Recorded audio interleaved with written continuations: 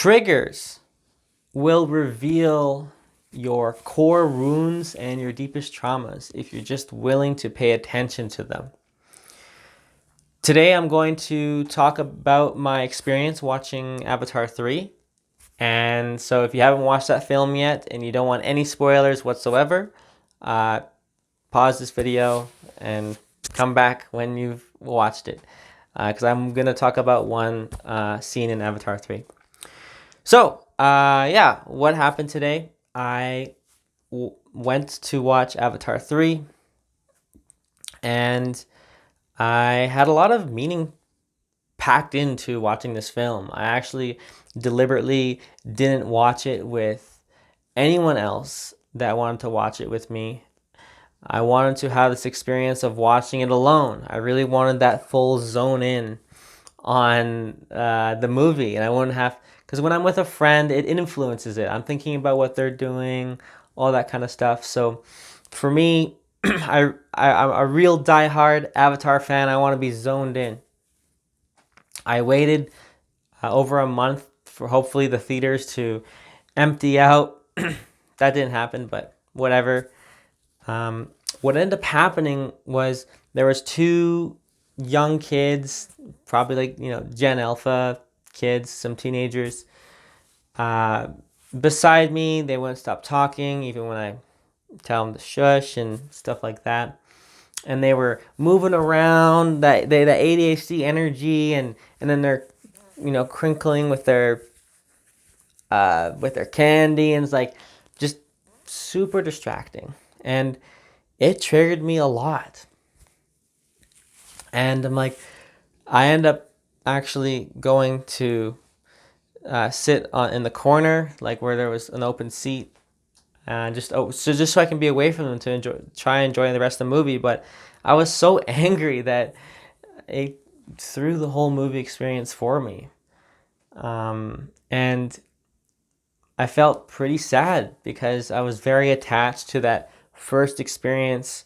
Oftentimes, an experience of a film that we're really attached to can even heal small parts of ourselves. And I then immediately after received a life coaching session to dig deep a little bit around, like, oh, why is it triggering me so much, along with some other goals, like just the whole what's going on in my consciousness. I was actually so frustrated that I went to the manager to just like politely ask, like, yo, can I get a refund here? Like, my movie experience was completely botched. Like, I wasn't, being like angry at like any of the staff, because, that's not their fault. But I did actually try to ask for a refund or like another showing. So that was interesting. That's how angry I was. Because I've never done that. I never asked for a refund on a film, or like just to be able to watch it again. And I didn't get the refund. I did not. And you're paying the high ticket price to get in the IMAX 3D, all that stuff. So there's the story. I was very triggered by it because I was so attached to this film, and what I realized is that a similar pattern from growing up. There was some cartoons I've watched, some TV shows I've watched that I was just really attached to, because it was a perfect distraction. It was a fantasy world that I was really into, and it created a perfect escape from my life, and fundamentally from the belief that I am unlovable and I am not worthy. And then I connected that, today, realizing like, oh, that's exactly what I'm doing with Avatar 3. That I am unlovable, I am unworthy. That came up where like that's what those kids were triggering in me, because I was like protecting this like experience that I really wanted from Avatar. as well as, and I connected that, like, well, where did that belief come from? The I'm not lovable, I'm not worthy. And I've identified that it came from my father.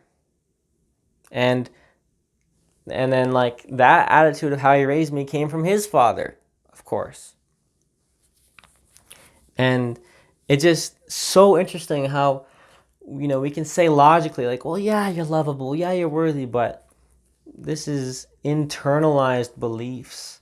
And I notice this in terms of when I make new friends, when I think about getting the success I want, with motivational speaking, with book writing, with life coaching, with any personal growth endeavor, with talking to women. This whole theme, this narrative of I am not worthy comes up. And I noticed it linked all the way back to how I was raised. It makes total sense why I would latch on to pseudo father figures, men in the self-help industry, kind of creating that pseudo father figure, and why even just a couple guys saying, like, online, like, hey, if you work hard, you can actually make something of yourself. Why that was such a powering message for me, because I never got that. And I'm one that never watches shows or anything. I'm always like busy, busy, busy, work, work, work, work, work, focus, focus, focus. And so that was another thing too. Like, I don't watch any YouTube anymore. I don't watch any TV shows. I basically do virtually zero entertainment now. And so for me to schedule Avatar 3 was a layered in, big thing. And then the another thing, 2 years ago, I made a video on who are you going to be when Avatar 3 comes out. And I watched that video before I watched Avatar 3 some weeks ago. And it was great self-reflection. And so I made it a pretty big thing in my mind. And to kind of have an experience like that where some people beside you are just so distracting. Yeah.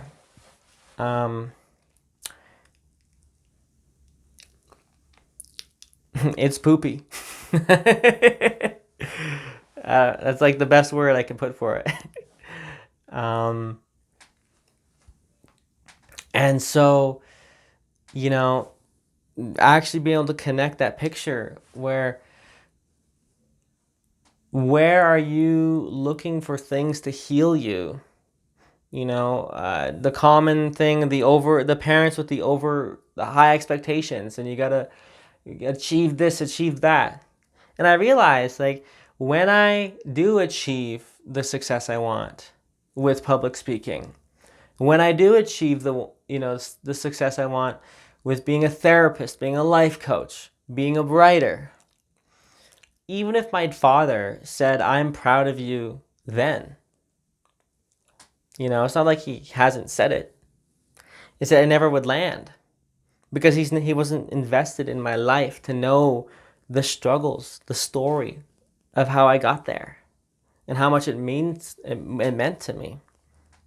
Having someone, having a parental figure that was interested in your life, that came from my mom. I'm blessed to have that.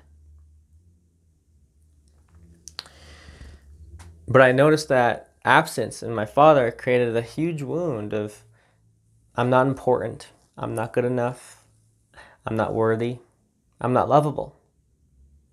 And that showed up in a way where I was attached to this fantasy where I can kind of like numb a little bit. And now that leads to this spoiler in Avatar 3.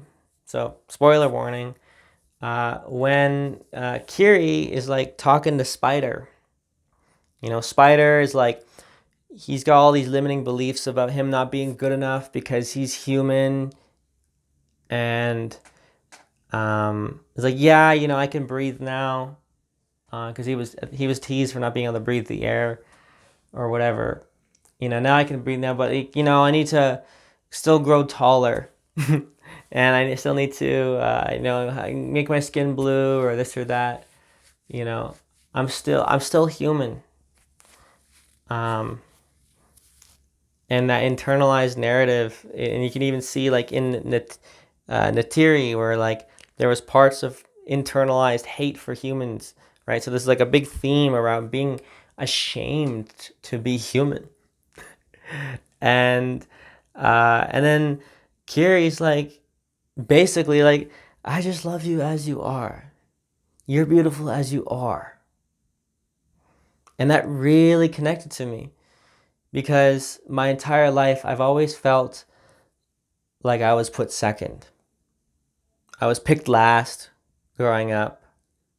And if someone came by, um, they was only because they were waiting for someone better to come by. They would leave me when the next the better option comes. And so that's the internalized narrative that I'm working through. And I've noticed that scene right there made it crystal clear for me. I'm like, shit, like why can't I just feel worthy enough for to expect people to love me as I am with all my quirks and all my idiosyncrasies and love me because I'm human, because I'm unique, because of my story, because I don't conform. To love the whole package. That's what love is. To love you as you are, which connects to my father, where he didn't have that capacity. I was very different growing up. I didn't fit in. I got bullied. I had a lot of anxiety. I questioned myself out of religion by the age of 9. Uh, there was nothing safe or conformist to love about me, basically. And so that led to my father not having the capacity himself. And it's because of how he was raised. It's not to demonize him. His father was so absent. It's no wonder that he was absent even in the parenting, even though he physically existed in the house. There's more than one way to be fatherless. Not just the father actually leaving and you just growing up with your mom being a single mother, but there's also being fatherless where your dad just never grew up, never became a man. Now he's 60 years old and is still a boy in many ways. Emotionally developed, with emotional development, fill in the gaps. And then you being raised like that, you're interpreted like, well, is something wrong with me? And so it's a very big internalized narrative. Like, well, I guess I'm just not good enough. I'm not worthy. I'm not important. I'm not lovable. That's why you didn't take the interest. That's why you didn't, do X, Y, Z. That's why fundamentally you didn't give the love in the way that I needed it. And then that impacts into small ways where like now you're attached to a fantasy of watching Avatar 3 and then some Gen Alpha kids that can't sit still triggered you.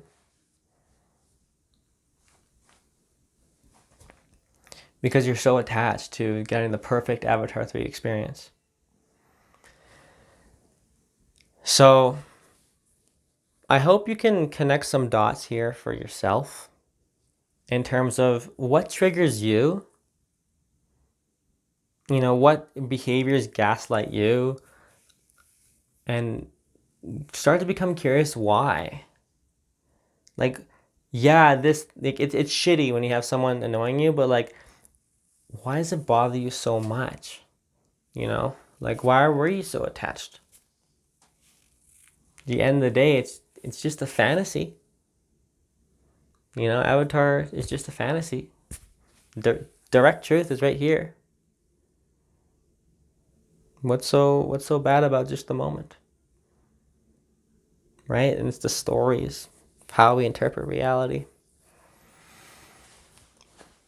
So some interesting insight for sure. At least for me. I realized I need to do more self-reflection, more shadow work, more therapy on these old beliefs. I realized that my greatest success is going to become actualized out of a feeling of worthiness. Actually starting to believe I am worthy of the love I want, of the success I want. I'm worthy to be loved exactly as I am.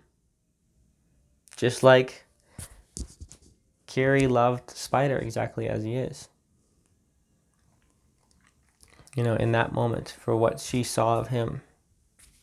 She, you know, being loved for being the human that you are, with all your traumas, all your weirdness and quirks and your weird smells and your weird food preferences and your weird niche interests, the human that you are. And that's human, that's normal.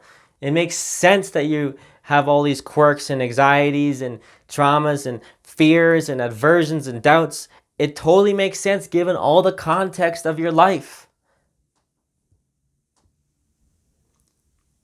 And to own that and to be like, not only do I own it, but I'm lovable for it.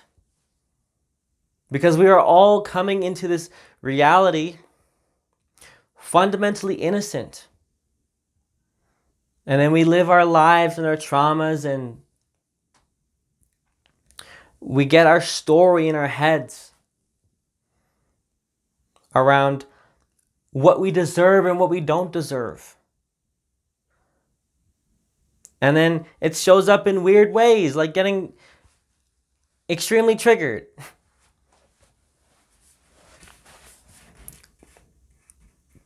And not being able to shut the mind off when these triggering events happen.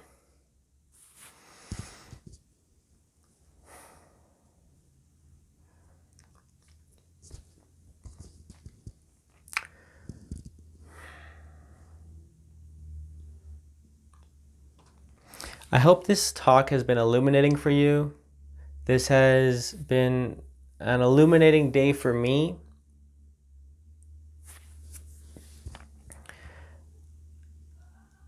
And I appreciate you for watching if you've gotten this far. And it's funny, you know, I set up this whole day, like, you know, scheduled it. I like did a killer workout in the morning. I did, you know, I got all the productivity I wanted to get done, and you know, I made the day perfect, right? And then, but I just had like a little intuition that, you know, God was gonna throw in a little monkey wrench today. And I said to God, like, okay, whatever happens, I accept what's gonna happen. You know, because I ask of God, teach me to be a vessel for your love. What insights do you need me to have? And so I got it, you know, message received. I need to work on this feeling of unworthiness. I never really felt it so clearly until today.